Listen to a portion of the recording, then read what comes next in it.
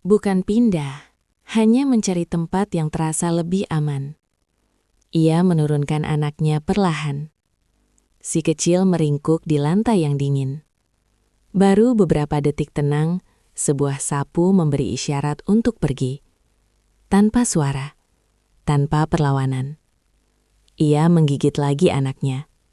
Melangkah menjauh. Mencari sudut lain. Menaruhnya kembali. Menoleh kiri, kanan, seolah bertanya pada dunia.